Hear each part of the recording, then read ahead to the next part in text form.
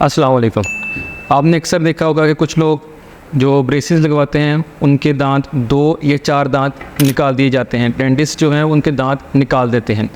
अगर आप ब्रेसेस लगवाना चाह रहे हैं तो क्या ये लाजमी है कि आपके दांत हमें निकालने ही पड़ेंगे? आपके 2 दांत 3 या 4 दांत आपके निकालने ही पड़ेंगे, फिर ही ब्रेसेस का ट्रीटमेंट कंप्लीट होगा?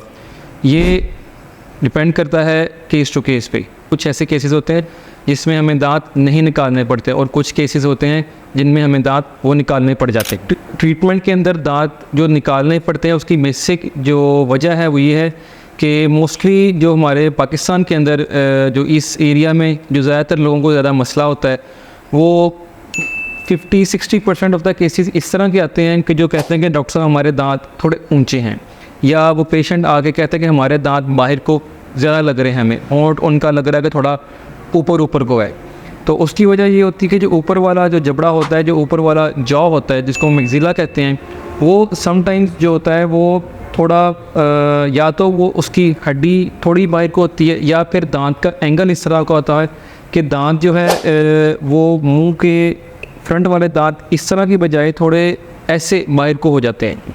तो जब दांत इस तरह बाहर को होते हैं तो हम उसको जब अंदर लेके जाते हैं, अब देखें मुंह के अंदर एक जगह फिक्स है, जो 16 दांत या 14 दांत मुंह के अंदर हैं आपके ऊपर वाले और इतने ही आपके नीचे वाले दांत हैं, तो उनको अकोमोडेशन के लिए दांतों को जगह चाहिए।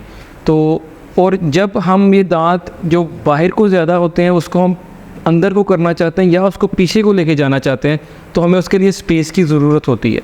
तो मोस्टली जो स्पेस हम गेन करते हैं उसके लिए हमें एक्सट्रैक्शन करनी पड़ जाती है। ज़्यादातर केसेस इस तरह के आते हैं, लेकिन मोस्ट केसेस ये भी होते हैं कि जिसमें हमें स्पेस गेन करने के लिए एक्सट्रैक्शन की ज़रूरत भी नहीं पड़ती।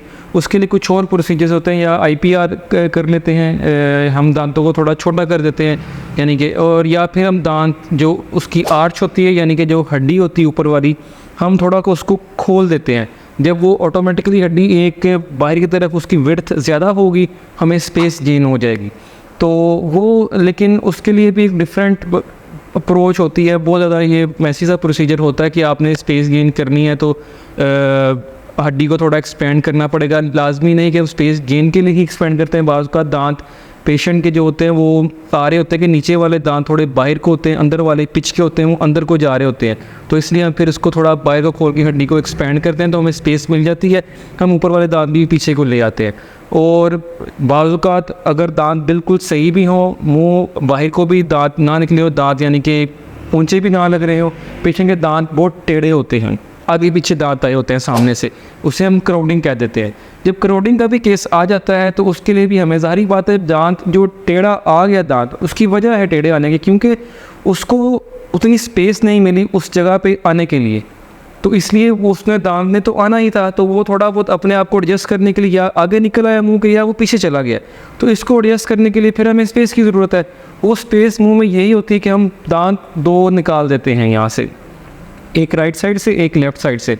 वो हर डेंटिस्ट या अपने केस टू केस होता है कि वो कौन सा दांत निकालना है, वो आप जब कैसे जैसे जैसे केस प्रोसीड होता है उसका फिर डिसीजन किया जाता है कि कौन सा दांत निकाला जाएगा। तो अगर आप ब्रेसेस लगवाना चाहते हैं तो ये आपको नॉलेज होना चाहिए कि आपकी स्पेस का मसला है और दांत बाहर को है या स्पेस का इशू है, तो आपको मोस्ट प्रोबेबली में भी दांत निकलवाने पड़ जाए। आप जब भी डेंटिस्ट के पास जाएँ ब्रेसेस लगवाने के लिए तो ये चीज़ें अपने ज़रूर ज़हन में रखिए। शुक्रिया।